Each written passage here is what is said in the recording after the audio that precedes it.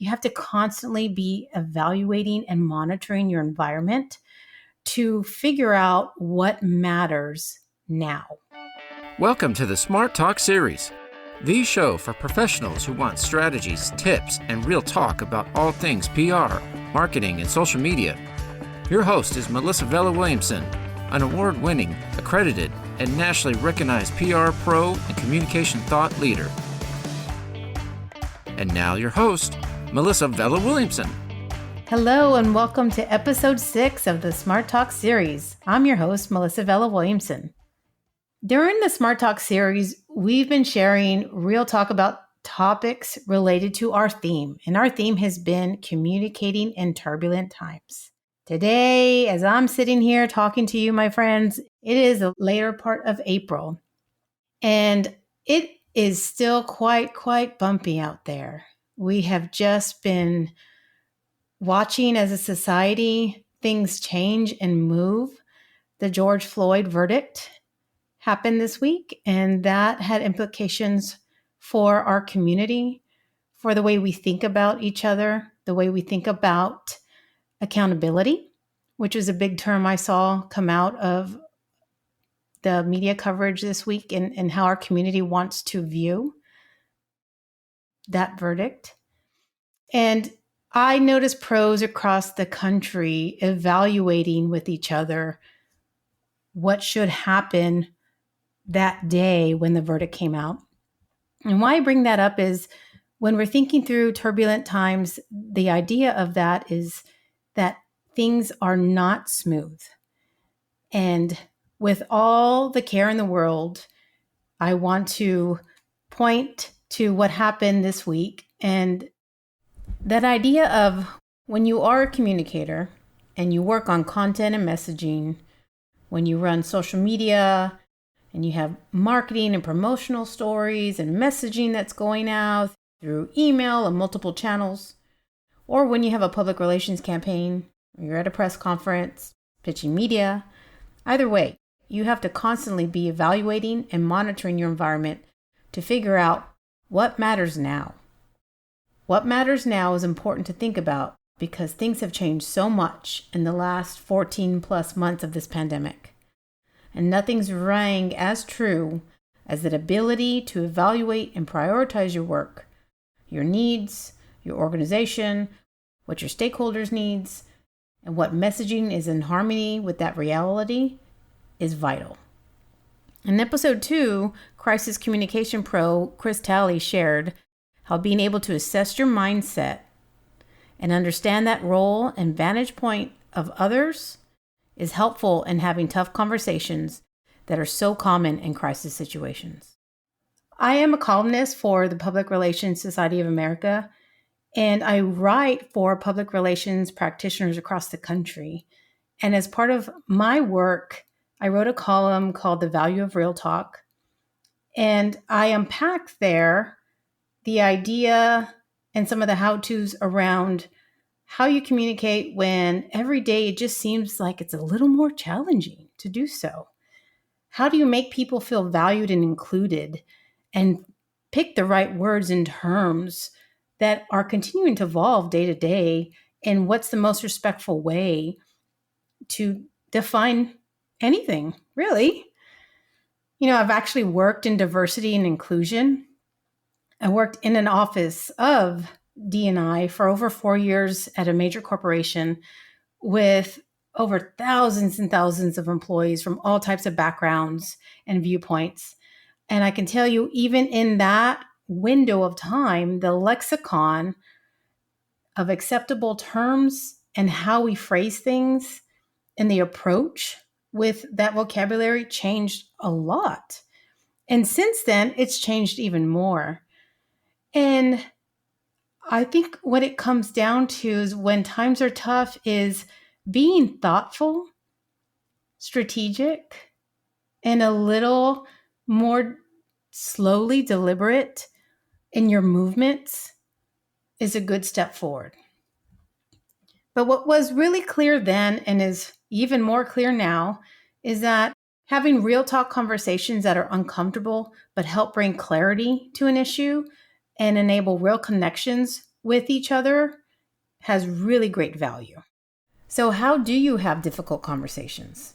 How do you have that real talk, particularly in the workplace or with clients or others you work with and you don't have real personal relationships with? In episode 3, our local Meals on Wheels spoke about how unifying it can be when your entire community is actually in crisis.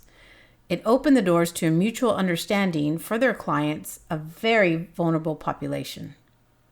During the pandemic, so many more individuals could finally understand what it means to be homebound, lacking resources, and the toll isolation can take. When you can empathize with others, you can better communicate with them, which is a great way to have real talk and facilitate conversations that are necessary to bring about positive change and deeper connections. So how do you have that real talk and facilitate the conversations that are necessary to bring about positive change and bring about deeper connections, particularly in the workplace?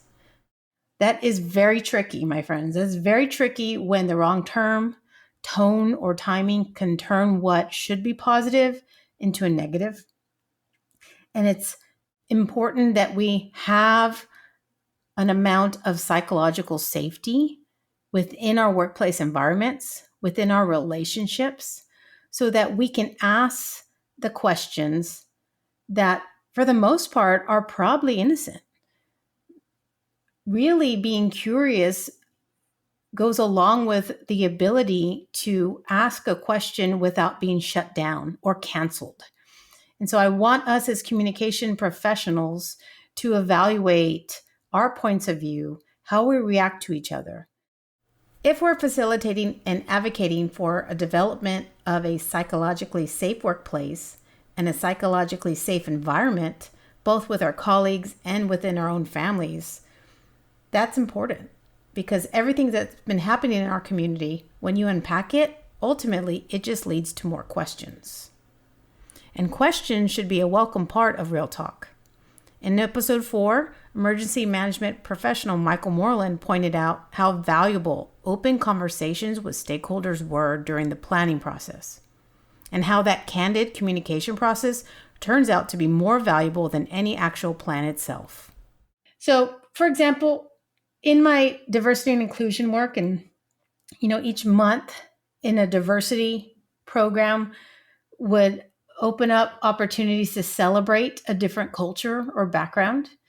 And each program that I would create and then communicate was chosen with a lot of care. And it was really important to take a couple steps to have conversations and programming that would attract an audience, of course, that's always important, but also engage them in a way that was safe for everyone involved. And when we're working on behalf of an organization or a client, we have to evaluate and take that into consideration. While we may want to be strong advocates and talk about issues, we have to do that in a way that doesn't have or create more damage. So I want to share a couple tips I have on how to have the difficult conversations and how to create that psychological safety that'll help us continue to grow as communication professionals, but as a society as well. And the more that we do that for our organizations, the better our outcomes will be, because happy employees make good products, give good service. And that is always important to the work we do as communication pros. We can't market something well that's not working. And in public relations, we can't build good relationships if we have unhappy employees that are grumpy with our customers, and we have customers who are upset because they're not being served well. And particularly in nonprofits and those who do a lot of trust work, where you are going into people's homes, you are crossing their threshold, you are seeing them at some of their worst moments, that safety and trust across each side is very important. So here are some of the tips I have to have those difficult conversations that bring about great change. The first is to take caution when you have real talk. Earning trust takes time. And if you're new, for example, at an organization, jumping out there and saying, I want to have this really tricky conversation right out the gate may not be very settling for your supervisor. If you have a pattern of accountability as a professional and your organization has a pattern of being there, being reliable and accountable, and doing good work on behalf of the community, particularly on these causes that you want to explore, it's going to be so much more authentic and warmly received and circled with that trust factor. When you have real talk, I think it's really important to understand that employees and those around you will probably be really interested in what that conversation could be like. When I created programming for employees through the diversity and inclusion department, we had these lunch and learn topics, and they always went well beyond the typical diversity month celebrations. One program that I held that was popular and interactive was about cultural issues in the workplace. And years ago, that wasn't very common. I did include the help of an academic researcher, which is another tip I would say is when you're going to have real talk, make sure it's not just from your point of view in which you're sharing viewpoints. Point to the data. There's a lot of great sources like Pew Research Center that has information on what a large majority of Americans say about one issue or another. And so that way you're not talking from your own paradigm that may have biases that you're not even conscious about. So when I had a program about cultural issues in the workplace, that was really back then exploring some of the isms that all of us face, right? Whether within a community that could be, for example, like in the Hispanic Latino community, that could be colorism. Of course, we know about sexism, but all these isms and the different ways and places we feel othered can really influence how we communicate, whether we're open or defensive in our behaviors and verbals as well as nonverbals in the workplace.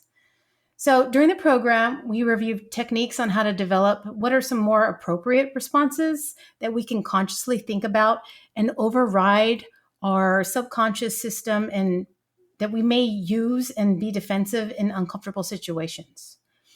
When we had that Q&A, I was really inspired by the employees. They were so passionate about sharing just different stories they had of microaggressions, those little bitty slights that we experience in our life that made them feel a little less than in the workplace that can often lead to imposter syndrome. And, we have experiences as children that may come with us into the workplace. So unpacking that baggage and laying it on the table, kind of sharing our shared experiences around some of these little slights really helped us connect as people. It was interesting to have that discourse. And I felt really, really excited about the connections that were being made where people from different parts of a company, different cultures and backgrounds, different education levels and stances on all kinds of issues were relating to each other in their shared experience of, having been othered in some way. I think we also came to understanding that in other ways, there are times where what we're going through, that adversity really gives us an advantage. And just having that paradigm shift came from the discourse.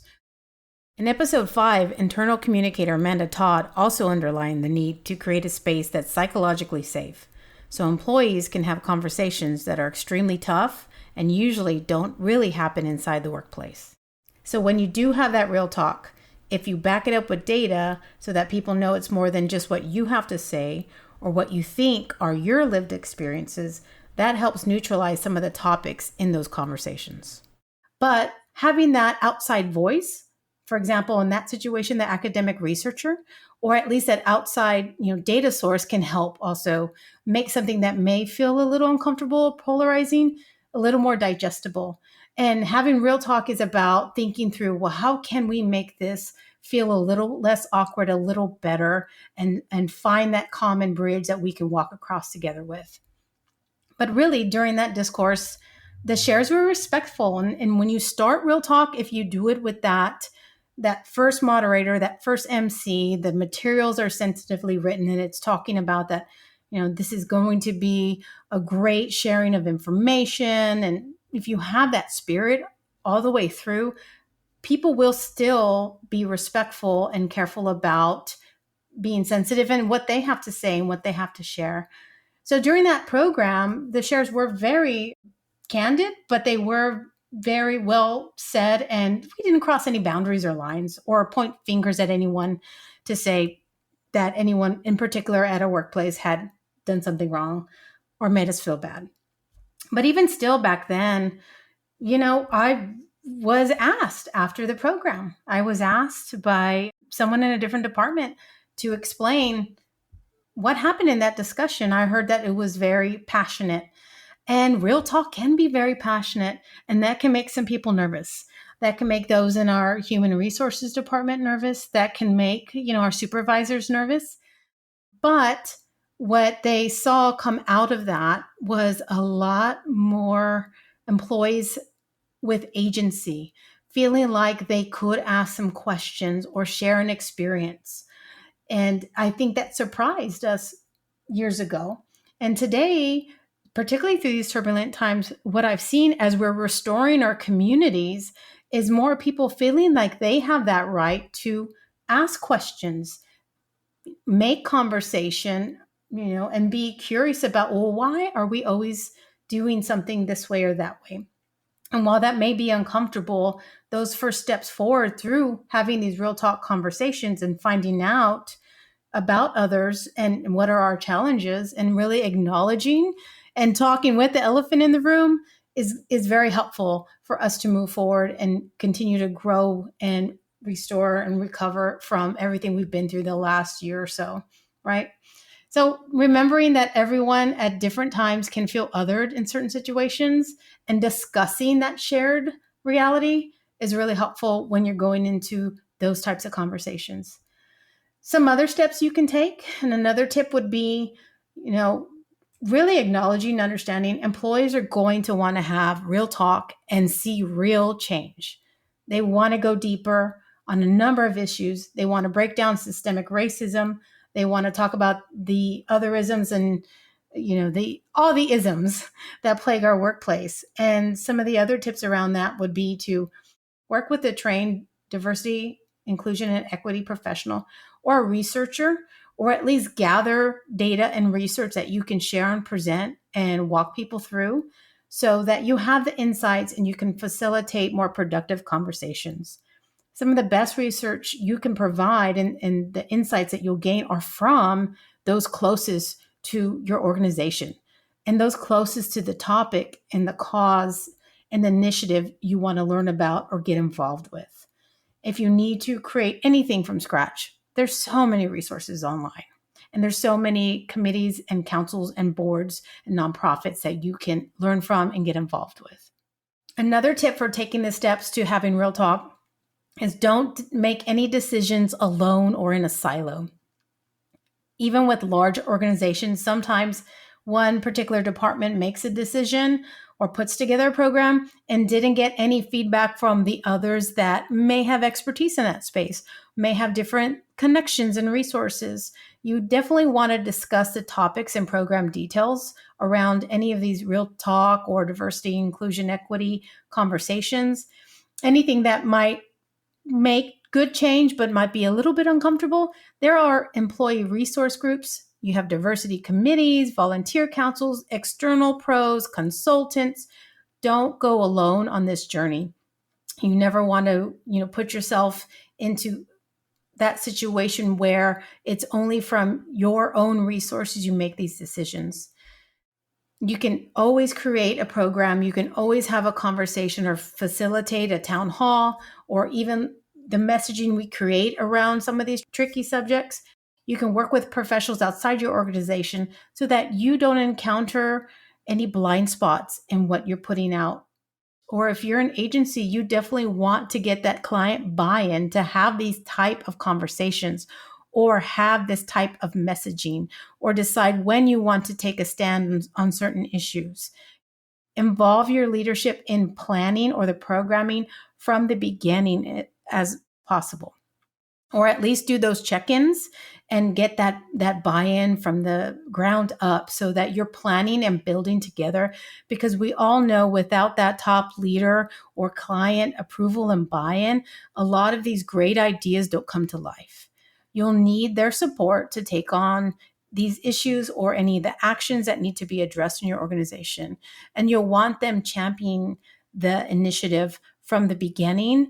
And the day you're to launch or the day you're to have your event, then they're being involved and beside you on that journey. That's going to be very effective, and that feels very authentic for those who want to participate, those employees, or even the constituents or clients of an organization. They want to see that leadership acknowledgement, and they be authentically in support of that initiative.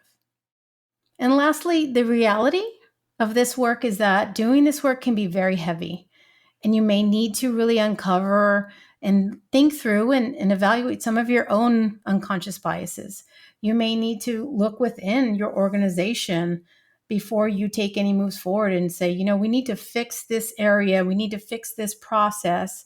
I've understood this gap in our system before you do have any kind of program or any kind of town hall or messaging externally where you talk about something that is a change for everyone. It will take courage to have that real talk and acknowledge the isms that exist in the workplace. It will take courage to have that conversation and address issues that are out there. But our employees, which for all organizations are our most vital stakeholders, or those closest to our organizations, will benefit in the long run. Thank you for joining me for the final episode of Season 1 of the Smart Talk series. Before you log off, be sure that you're subscribed so you don't miss when our next season rolls out. If you haven't had a chance yet, be sure to check out our new PR Pro Gear Shop at prgearshop.com. For years, I couldn't find any cool communication or PR swag online or at conferences even. So we made some of our own. Check out prgearshop.com for promo gear designed by industry pros for industry pros. And as always, think smart and communicate smart. And I'll see you next time. Thank you for joining us for another episode of the Smart Talk series. If you learned something or enjoyed our conversation, share it on social media or send to a friend. To learn more about this and other communication topics, visit mvw360.com. That's mvw360.com.